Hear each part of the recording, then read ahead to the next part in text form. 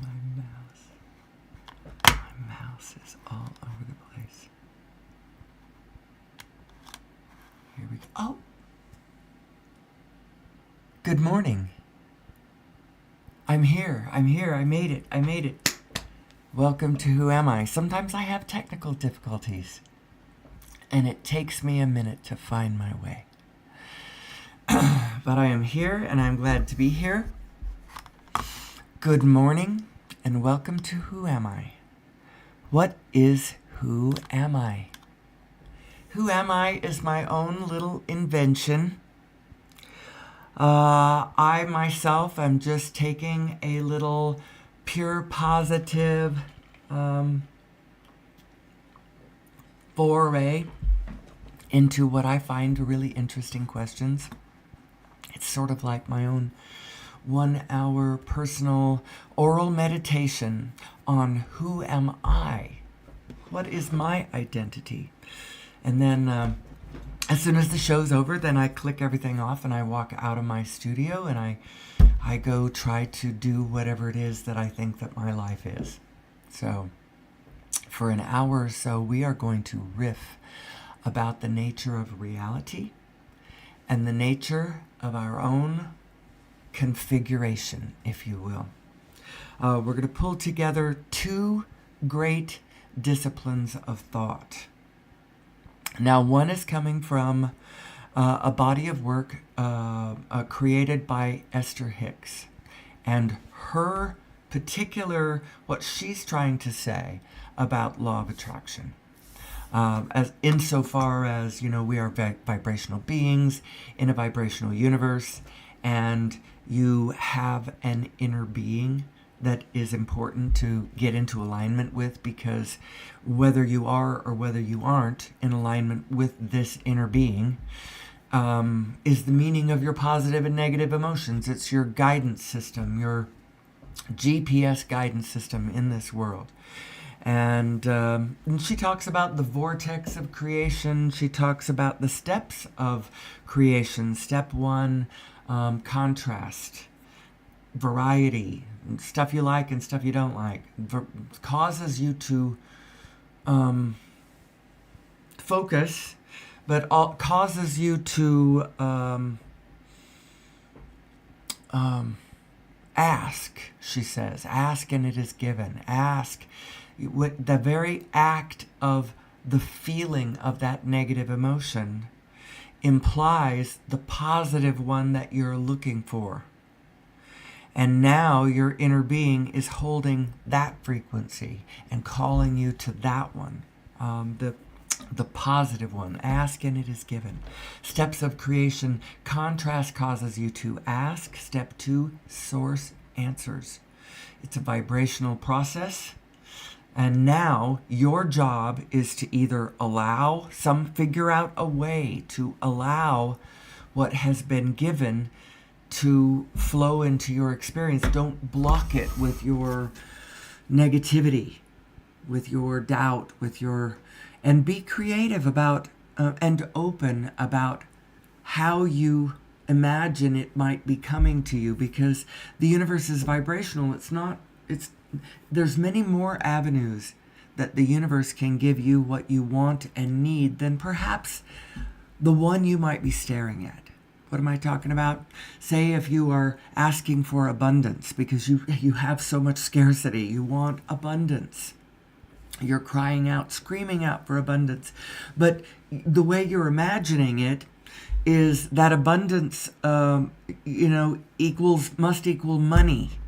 I don't have any money. I need money. And so you stare at your bank account and it doesn't get any bigger. And so you imagine that the universe is not answering you, when from all around you there may be all kinds of ways that she's trying to answer you. If you were clever, if you were in alignment with her, you would feel the impulse, get the idea, turn and look, and there it would be. But in your determination that it's not happening, you're scowling, you're looking in the wrong direction, and, tapping your foot and folding your arms, and it's not happening, and you're like, well, that's the way it is. Scarcity abounds. Do you know what I mean? So you've got to find a way to get into alignment with the answer and allow it to flow into your experience. And so the first part of step one is your job, living in this world, and being willing to inflict conflict. No, that's not the right way to put it. Contrast, not conflict. Being willing to exist in a physical world that is both things you like and things you don't like.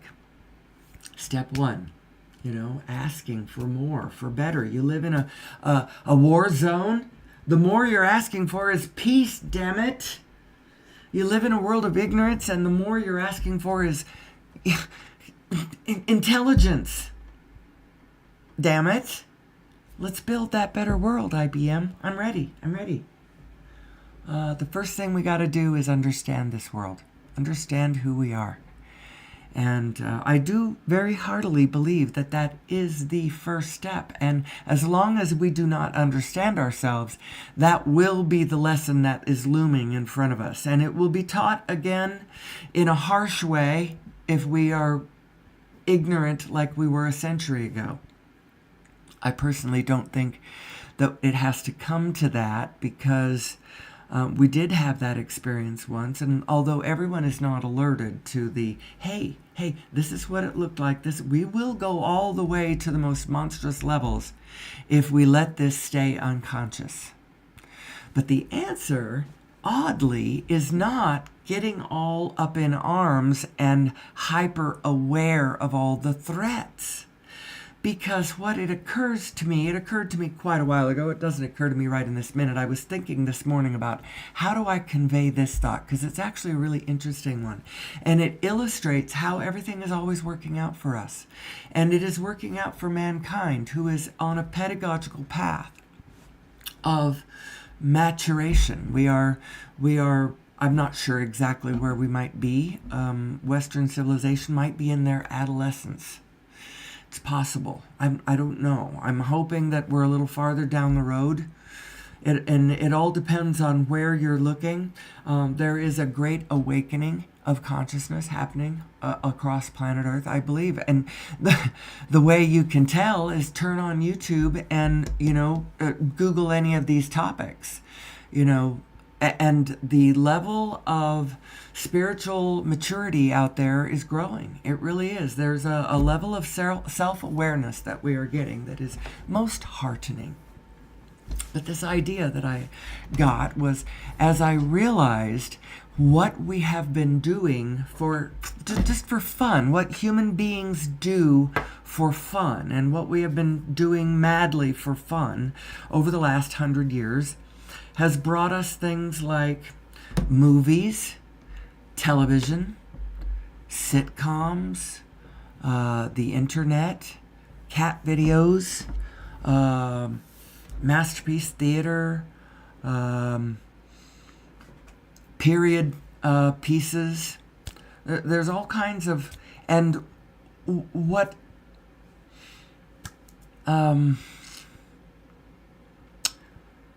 So, what was that World War last century? What was that actually an expression of? What happened when we...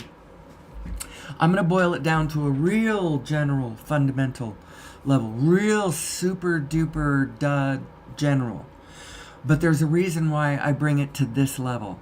What happened is we collectively turned in a direction. Well, half of us turned towards the one half and the other half turned towards us.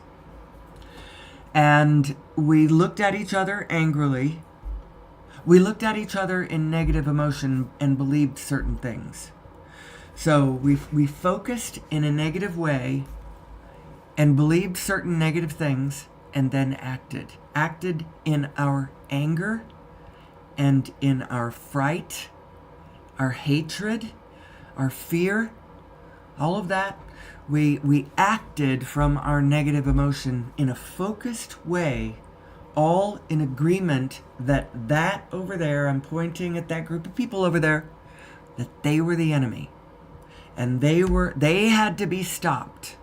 And if they were stopped, then the world would be safe again. Now, actually, World War II ended up being a more focused version of that. In World War I, it wasn't quite that, but there were players who believed that.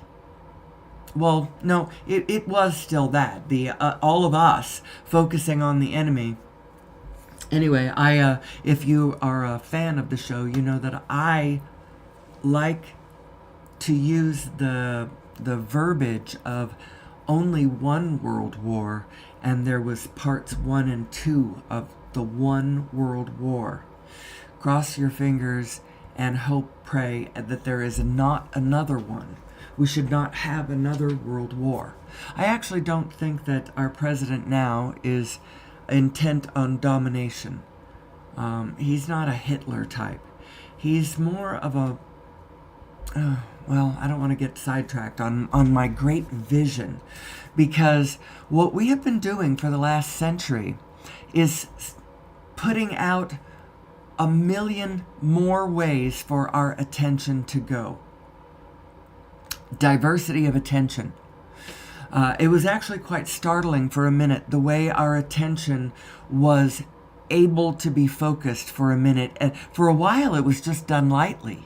And it was such an intense power of our focus because there was only like one medium, television.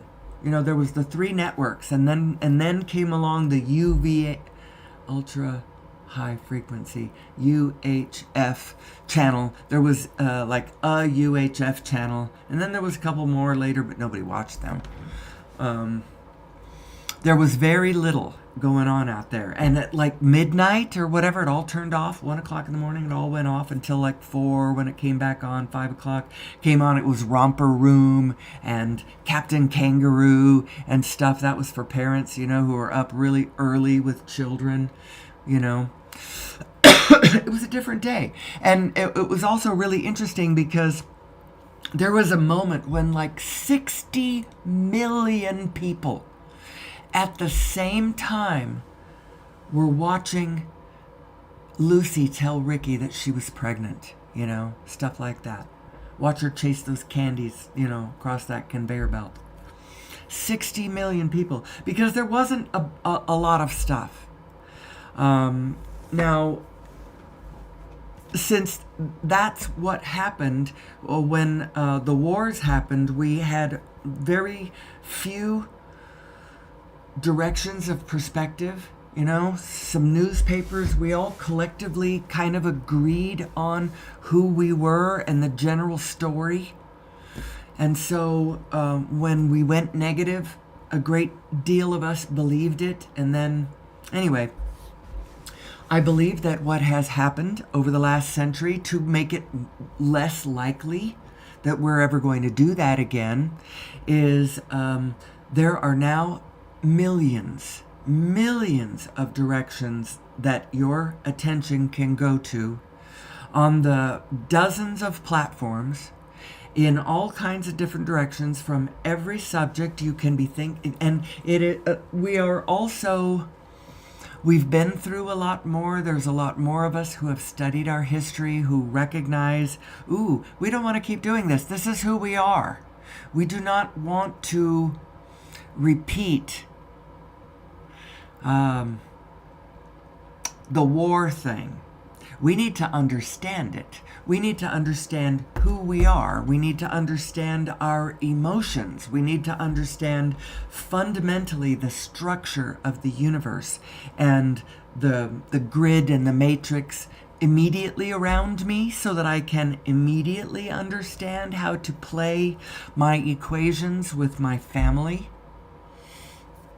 You know, at some point in my existence, it's going to be my caregivers, whoever it is, whether it turns out to be an actual family member or just someone that we have all paid for to be a professional caregiver, to watch my, whatever, make sure I eat and drink and don't fall and, I'm cleaned up. Remember to, I don't know. You get the idea. Anyway, so who am I? Who am I? My attention is drawn to the. Have I finished my talk about? So the idea is the things that we have done for entertainment, for our pleasure. Now, maybe it was some of us inventing things for the pleasure of others, and then we all do it because it's fun. Watch TV, go to the movies, that kind of stuff. Now it's watch cat videos, and it's even more than that. See, my attention doesn't even have to be listening to everybody else. I can have my free broadcasting software, and I'm now broadcasting, creating yet another place for consciousness to go. Isn't it also interesting? And we just don't all agree on we're good, he's bad. And we shouldn't, because frankly, there is only human beings. And yes, it is true, there are bad players, there are chaotic players. There are players who seem to be agents of chaos. But I think it's really important that we collectively understand the nature of chaos to begin with. Chaos and coherence. What the heck is causing one? And how do we get more of the other one without imposing... and we don't want to be imposing an order from without. We want to be understanding how to follow that blooming order from within by understanding who we are and how to follow our own damn guidance system. What is source energy? What is my greater vibrational self? Abraham talks a lot of the other body of work I'm going to be pulling together in the discussion today and all days is the unified physics, the mathematics and physics of the unified physics of Nassim Haramein, and all of his work over there, his organization now, I believe, he's developed a number of things. The International Space Federation, I believe, is... but he also, as far as an internet website goes, the Resonance Science Foundation has a great deal of stuff going on over on their website too. And you can go find all of that if you have any sort of credulousness, or if you have any allowance in your heart, if you can open up your mind and think to yourself, well, I don't know if I'm going to buy the whole thing, but I wonder what it is. I wonder what he's saying. If you will even open up your mind that big a crack and then go look at it, you go, oh, look.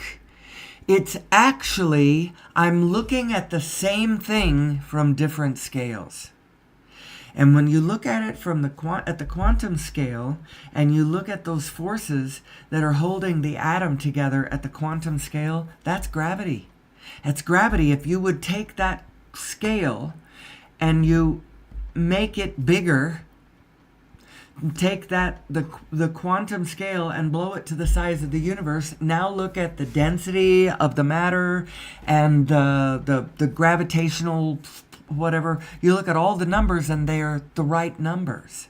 And they're not just the right numbers for the visible matter. They're right numbers for the visible matter plus the dark matter and the dark energy, which is just a fudge factor anyway, added in because we don't know what's holding the universe together. What's holding the universe together is the spin. Spin is holding it together. And the whole thing is spinning together, and that's source energy. And then you have your own little self that you need to get into alignment with your greater self. Your greater self, which is spinning with the greater wholeness of the field, the pull of the field around you. You are in charge of your own little self, it's true. And you are creating your very own little tiny universal reality that's your own little journey, You're creating your own path. You're walking your own path. You're illuminating your own path. You're telling your own story. You're spinning your own little thing over here. You got your own thing going on. But that thing that you got going on is going on in a bigger frame that includes everybody else. You know, we're all in this together. We are all in this together. But you have control over the only thing you ever needed to have control over. And that's your own self, your own path, and quite frankly, whether or not you are in alignment with your own self. You have more than one self in there, and are they in alignment or are they at cross purposes to one another? Is one looking at certain things and joyfully frolicking in this one venture over here while you are determined to keep your eyes focused on what you're afraid of and what you don't want, and you're all grumpy or frightened, or you're retracting into yourself or whatever. You don't have the courage to be yourself. Well, the only thing that you really need to pay any attention to, and that is your own alignment. Your own alignment. And you might ask the question, that begs the question, alignment between what and what? What are we talking about? And this is implying the structure of you. Think about this. And what I think is going on, I think that inner being, what she actually is yourself at a larger scale. And the only way that you can be anything at a larger scale is it has to be bigger than, the boundaries of your own physical body, the brain that, is encased in your own physical skull. Your broader perspective is the next data stream bigger than that, because honestly, you are a flow of data and information, and that information and flow of data that you are is flowing from and through and from your experience up into the lexicon of the whole, who knows who we all are. And you are also that. You are your smaller self and you are your larger self. You are your smallness and your allness. That is what your inner being is. And your inner being is only looking at positive things. Your inner being is never looking at negative things. There is no such thing as a negative thing from where your inner being is standing, because she's standing in a place where she recognizes that the whole thing is made of plonks. Those plonks can form into whatever, like Play-Doh or Legos, can link together in whatever material form is wanted. Once the consciousness involved understands the field, what the field's made of, how it moves, that it moves on desire. It's looking at what we want, what we all want. All of us, even your enemies. And I'll tell you, the biggest thing every one of us has to get over is this notion that our enemies must not win. And the thing is our enemies must not win if what you're talking about is a win-lose paradigm. But what happens if we're talking about a win-win? Are you okay with your enemy winning if you get to win too? Or is it really, really necessary that your enemies lose? And you know what? That's a big problem with our negative self. Our negative self wants our enemies to eat dirt, eat shit and die, and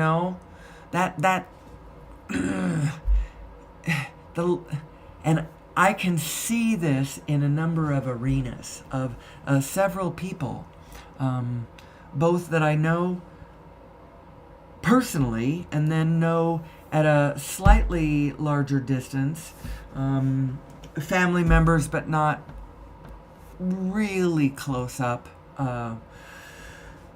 in experience, close to my siblings' experience. And then looking at us collectively and politically and who might be running the show.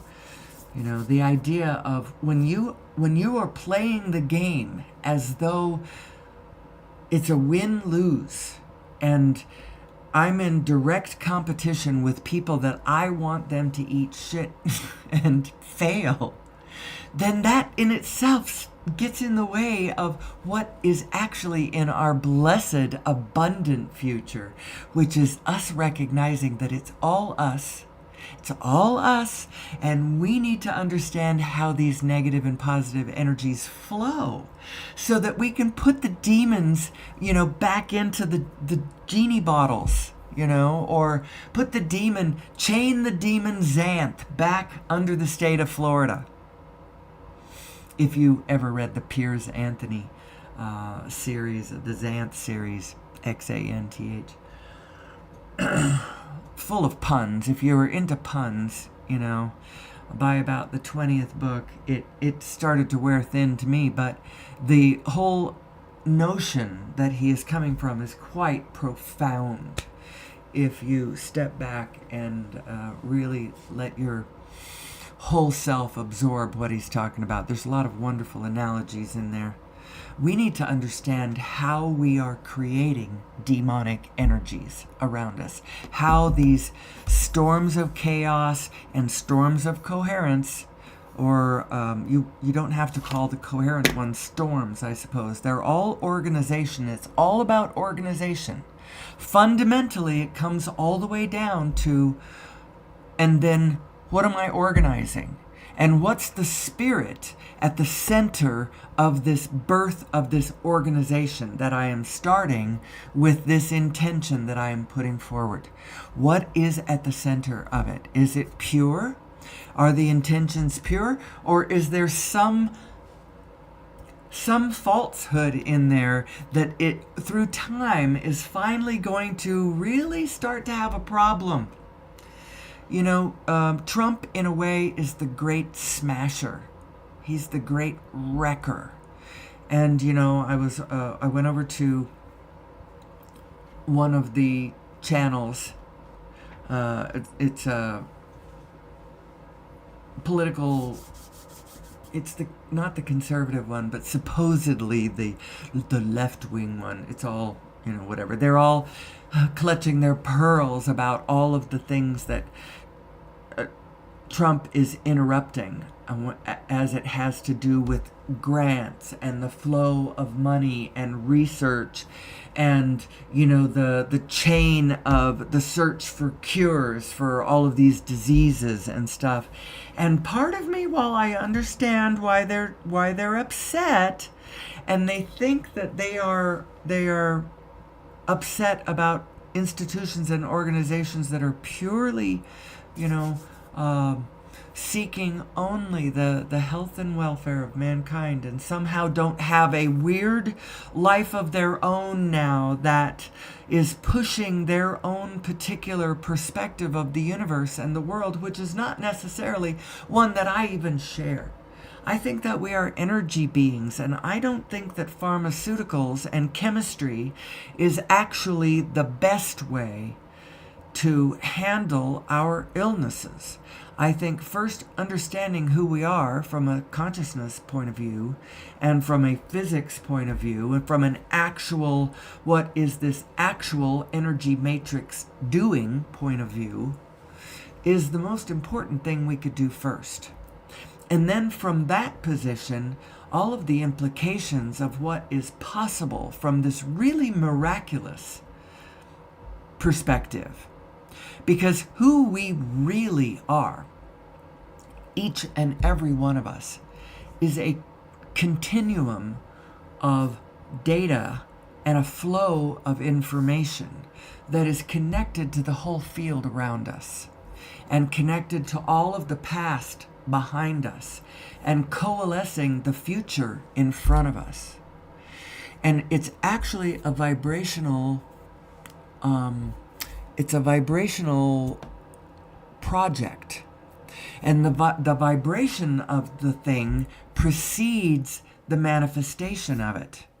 And the manifestation, the physical world, is actually a secondary effect of the primary one, which is vibrational. And that's how come Abraham seems to stand in a place with all of these non-physical consciousnesses, aware of what's coming next, because they can see they're in the vibrational world, and so they can tell what's coming next in the physical world, because the vibration always precedes the physical. Now, just because it's in the future does not mean there's not bumps, or there's not the potential of terrible bumps in front of us. So, like, you could have been standing in Abraham's position in around 1935, or 1922, or 1917, or, well, let's just back up well in front of the Holocaust.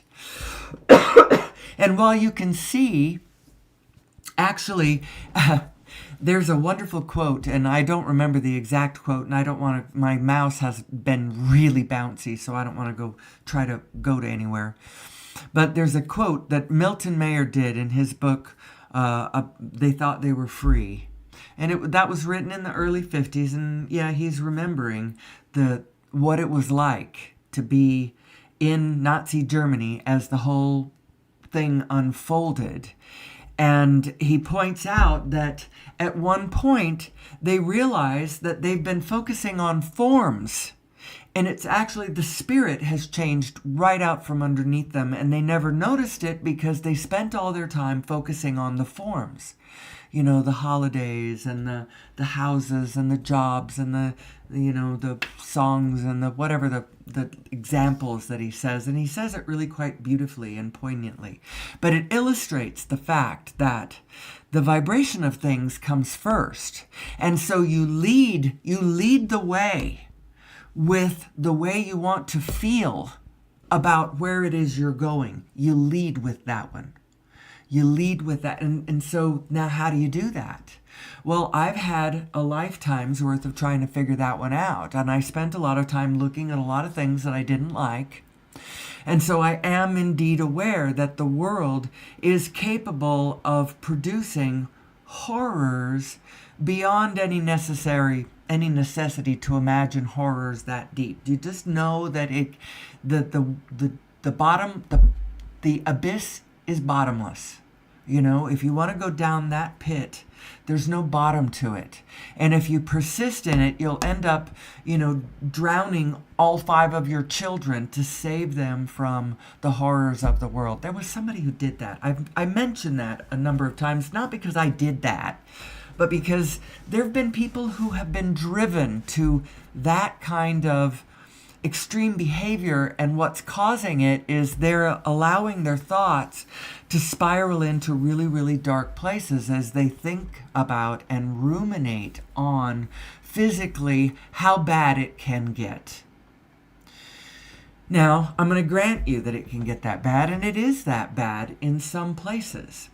But a fuller understanding of what's actually going on can lead us out of this wilderness and into a place where we understand ourselves, and we learn that focus and attention is really important. It's what's bringing the physical manifestation to us. What we care about, what we're looking at, what we're thinking about, what we care about. All those things, as we focus in those directions, are bringing us our physical world, the shape of it, especially human beings, especially the human world, because we are so...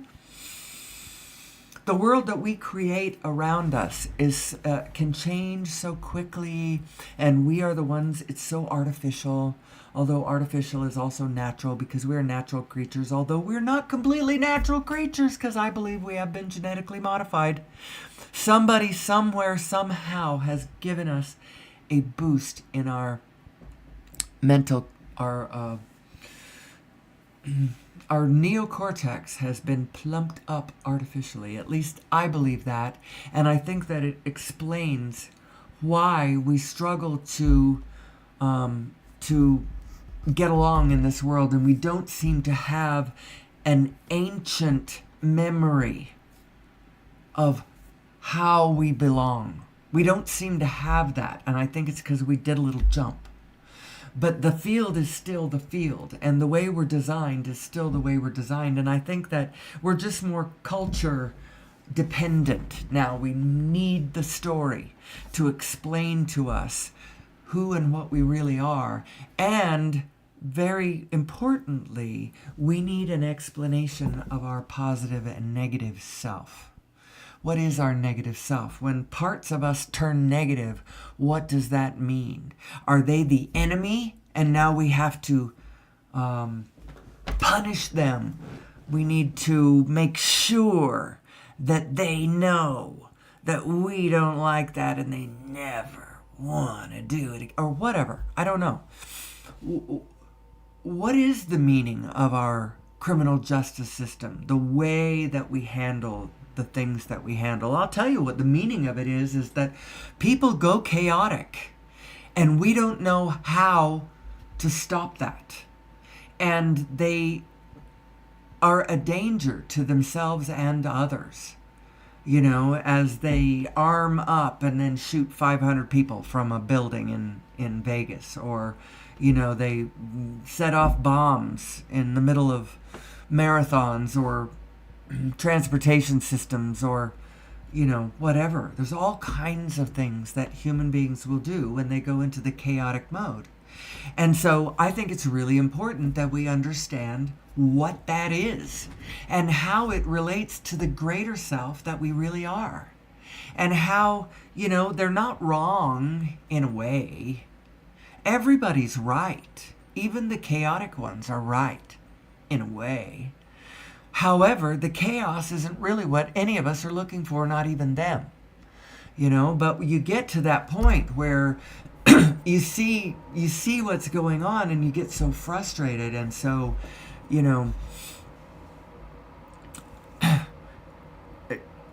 with the disorder of things, like our military industrial complex that lives on and seems to have this idea about enemies, us and them, and how to solve problems. And the philosophy from which it's coming from is not anything that I agree with, but I understand why it's sitting there.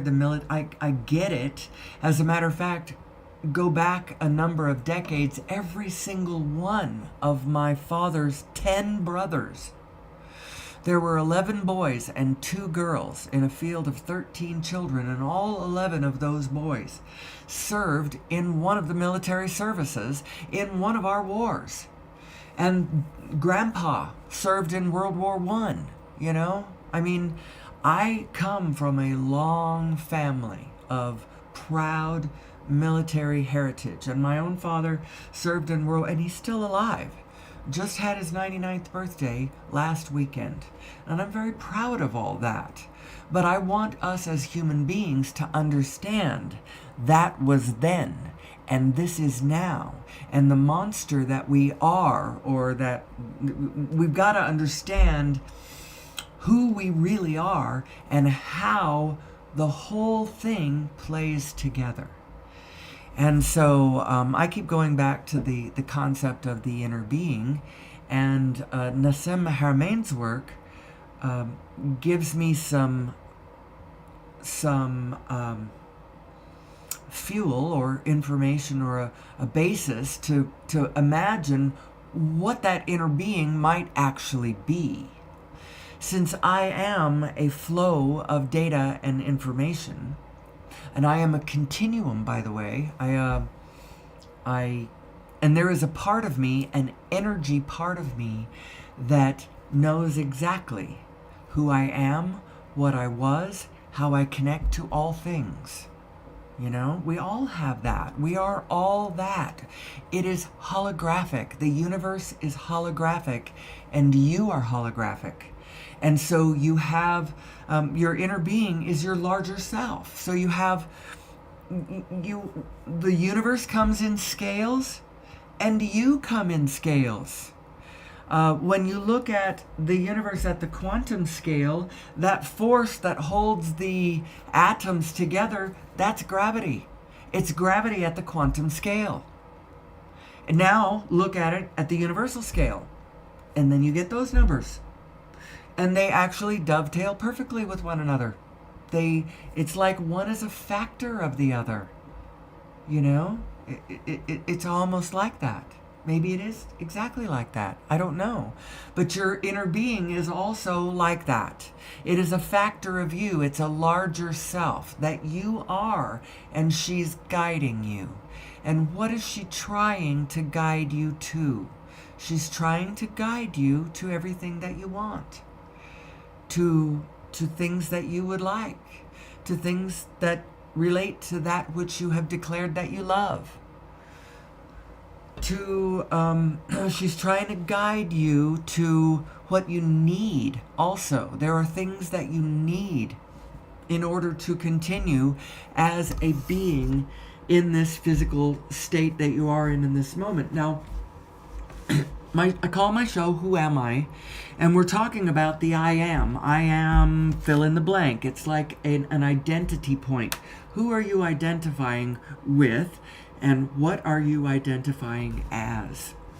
And as that moves around, you find your access to different information fields fluctuates.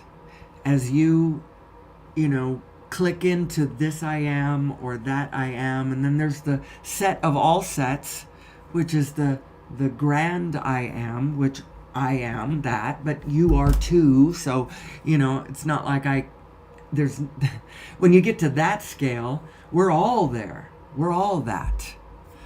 And a bag of chips. So anyway, so what is it? Largely as human beings, we are encouraged to identify only with our physical body. And so we think things like, excuse me, we think things like, I was born such and such a time, and then at such and such a date I will likely die, or at some point I will die, and that those bookends border who I am. That's who I am, and I only get one shot at this. Now it's interesting because in a way that's not wrong, because part of who you are is indeed this physical self that you find yourself in this moment. It is. It's true. And that particular iteration of you was born on a particular date, and likely, unless she becomes part of really big understandings that understand how cellular coherence can actually be held, what coherence is, and what causes things to fall into incoherence. What causes your cells to deteriorate as opposed to being able to hold their integrity for an indefinite period of time. If you're part of that school of thought, if you end up being there, then maybe in 1,000 years I am still here. Will I be here forever and ever? Probably not, unless I figure out how I am who I am, and can either coalesce in and out of physical bodies, on demand, or leave my physical body completely out of it altogether. Otherwise, you probably can't figure out how to be a permanent, because it's one of the rules, it's one of the 5 rules of the game. Everything changes, except for the rules. The rolling manifestation is always rolling. It is always changing. That's one of the rules. What are the other rules? Everything is here and now. You exist. There's nothing you can do to change that. Everything is here and now. Nothing you can do to change that. The all are one. The one is all. Nothing you can do to change that. What you put out is what you get back. And there's nothing you can do to change that rule. So whatever you put out, that's your vibrational offering. That is, you are in a matrix connection, in a love connection with the rest of the universe. You really are. And you're sending out a signal to that universe. And it is either clear, and it is your signal of, this is what I love, this is what I want, this is my desire, this is my belief. Well, Forget about the belief one, because that's the one that's going to mess it up, if anything does. But if you're just sending out a unconflicted signal to the universe, to the best of its ability, whatever it's got going on right now is going to start organizing your way in response to your desires. Because the whole field is doing that. The whole field wants the whole field to get what the whole field wants. Because then the whole field is happy. And that is ever so much better than just one being happy while the whole rest of the field is screwed. You know, it's actually a very, very blessed organizational structure that we've got going on here in this magnificent, fully interactive universe that we find ourselves embedded in and dancing with. And I believe that we would be better served, instead of scanning the physical ground from the outside, trying to identify the bad players and then make sure that those all get what they deserve, them sons of bitches, damn it, or whatever harsh thing you're thinking. We would be better served to scan ourselves from the inside and then look at the outside structure, figure out how it works, figure out how to get the peace that we all want, and the understanding and the cooperation and the everybody enthusiastically being a part of this big project. People don't want to be part of project status quo because so many of the players have been dealt out, as the ones at the top are just self-serving themselves, because they don't realize that they actually are part of a greater field, and they need to play nice like part of a greater field. And honestly, assisting everyone else to their abundance only creates a greater level of exponential abundance for all of us. There's no lack. It's only when you see it as a finite pie. It's only when you see it as a competition between you and me, between the scraps that are in existence, instead of recognizing the whole system as an abundance creation machine beyond our wildest imagination. And the technology that human beings could be dreaming up, instead of just trying to find incrementally better ways to, do our viewing platforms or, little features on our phones or our cameras or whatever, so that we can make, and then figure out ways we can infiltrate each other's data, or figure out more and more clever ways of planned obsolescence, so that we can make you buy yet another $1,000 phone next year, and another one, and another one, and another one, further depleting resources that are seen as more and more finite. That's what the problem is. We are not living in the actual, we're not playing it like the paradigm it could be. We're not mining the resources fully the way we could be. And there are people playing in the structure right now who are holding certain cards, and they're not letting them go. It is time for us to get past fossil fuel. And the way we do it is just keep using the fossil fuel for now if you need to. But while you're using the fossil fuel, make sure that you are in a laboratory somewhere, or thinking about or working towards somehow bringing into our future, into our present, this future of clean, free energy. I'm not a physicist.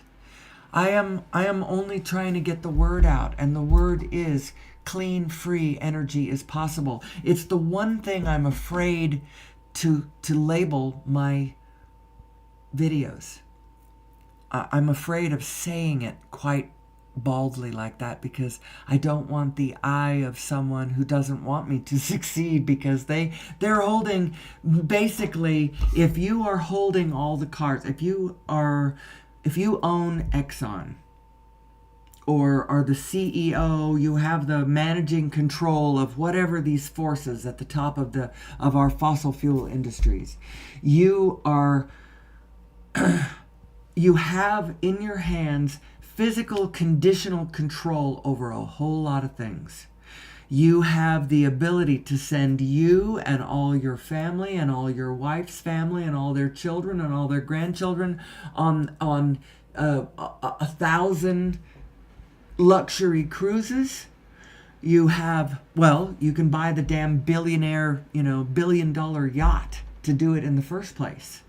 You can control the billion-dollar yachts that are sailing around the private islands with all of the stuff, all the goods and the technologies that human beings have come up with up to this point. I just got passionate there for a second, and I shouldn't do that. I should keep it at a matter-of-fact level. Because the fact is you don't have to push against that. You've just got to recognize, I could have all the energy I could possibly need. And actually, our energy future is such that I'd get out of oil if I was them and get into the other technologies, because the energy itself is going to be cheap. It's going to be cheap. It's going to be free. It's going to be free. It's going to be a non-issue when we recognize that you just have to build your little technological device in the first place to somehow sync up with the 0-point energy field that is literally everywhere. So maybe you have a little dial, that like a little tuner thing, and you tune something, and that's how your device gets turned on, is you tune in frequencies to, whatever. You got to understand what our universe is. It is frequencies. It is frequencies, and those frequencies either come together, they string together in long frequencies. The universe, the size of the universe is one long, big, huge, one frequency. That's the whole thing. And then a Planck, which is the little ether, the little fundamental building block of the universe, of the universal frequency, is it's ultimately, absolutely short. You can't get a shorter frequency in this density universe. And how you get that frequency is you take a photon going at the speed of light, crossing its own diameter. You can imagine a photon, you can even imagine its diameter, but once you take it at the speed of light and cross its own diameter, you can't imagine a length shorter than that anymore, unless it's a scale of it, as in the sub-Planck, which the sub-Planck is as much smaller than the Planck as the universe is to the Planck. So it goes the sub-Planck, the Planck, the universe. That's one of the scales. And us here at the biological level, interestingly enough, are pretty much halfway between the size of the Planck and the size of the universe. We're right here in the middle. And that's where consciousness arises. That's where biology arises. That's where...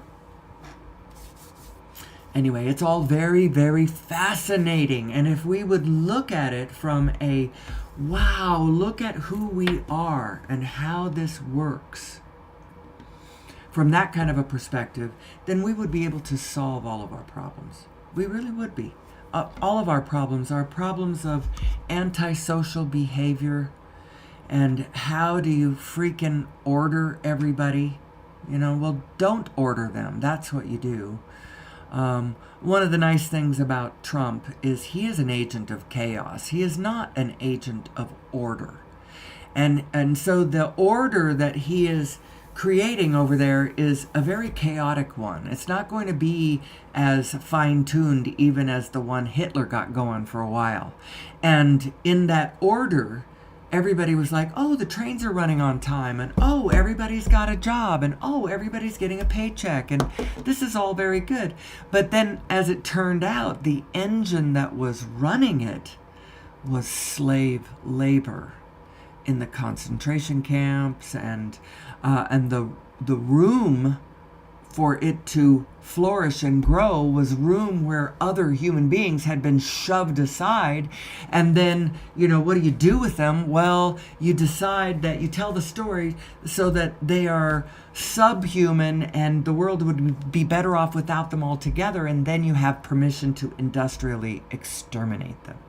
And that's what all that shit was last century. And we don't ever want to do that again.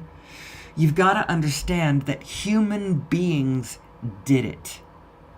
You can't just say, oh, Germans did it, or oh, Nazis did it, or oh, they did it. We did it. And it's only from that level of understanding that you can, have both the humility to take some of that responsibility, while at the same time recognizing our power and our glory and how cool we really are. We don't have to do that again. Hold on a second. I'm going to cough and the oh, I just did. There's nothing I can do about it because my stupid mouse is just so jumpy. Am I paused? Yes, I am. So anyway, where do I want to go from here? I wonder what threads I have left in the path behind me that my audience is interested in and wishes that I would go and pick up. I wonder if I have anybody in the auditorium, if you will. I am 56 minutes into the show, so if I don't have anybody over there, then I'll just sign off because it's close to an hour and I've got a wonderful day ahead of me. If there is somebody over there, very exciting, I may respond to that for just a moment. And then let me just make sure I am not paused. Yes, I am doing well. And let's go over to the studio and see what's going on. Yay! I do have an audience. Hi, how's it going? I hope you've enjoyed the show today. I kind of got on a roll there. Part of this is I would like us collectively to recognize a couple of things. First of all, recognize that we do have problems. Just kind of recognize that. But don't spiral in there because focusing on our problems is not actually how to fix our problems. But you got to have some humility. We do have some issues, and there are things that we could understand better. The second thing is, I don't even know. I had a very good show today. I talked a lot about the inner being. I talked a lot about our nature, our vibrational nature. I talked a bit about the physics of it too, in the sense that our inner being could be seen as ourselves at the cosmological scale. We ourselves come in scales in the same way that the universe is scalar. And consciousness is scalar, and this flow of energy is scalar. And so your inner being is actually, it's you. It's you from exactly where you are, but taking a broader perspective, knowing that you are the whole field. And that if I win and the whole field loses, I have lost because I am more the rest of the field than I am just me. Although I am just me too, From my smaller perspective, I am only me. However, I am actually also the whole thing all the way down to the Planck, because that holographic nature that I am goes all the way to the small, as well as all the way to the large. And that flow of information is who I actually am. And I will not rest, and you will not rest, and we will not rest until we are fully in alignment with this system. And once we are, what was it, Nassim himself that I heard say this? I think it was. We actually will be beings that don't need rules and laws, because each and every one of us will be inspired from where our position is to do exactly what needs to be done, what wants to be done, what we want to be done, what our greater self is in total agreement should be done.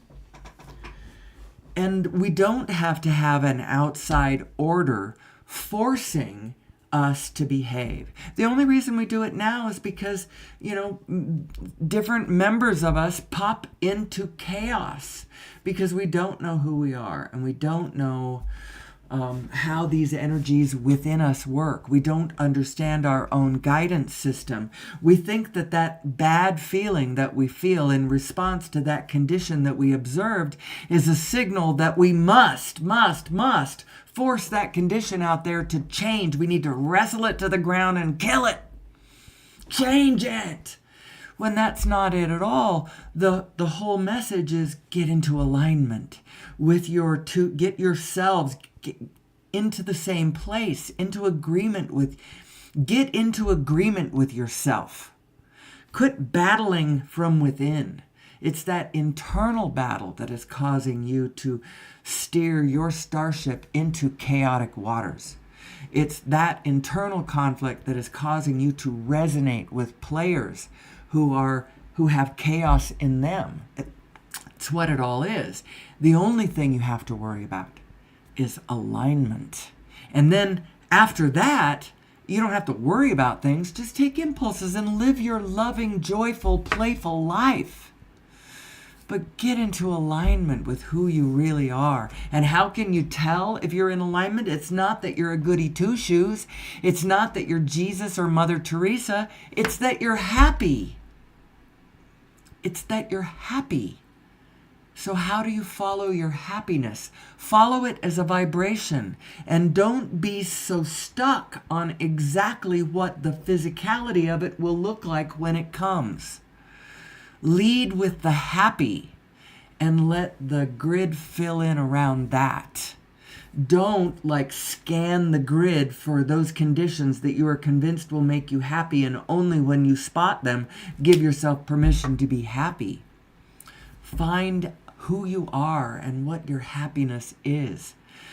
Find your unconditional self, because that's who you really are. You are those positive frequencies. That's who you really are.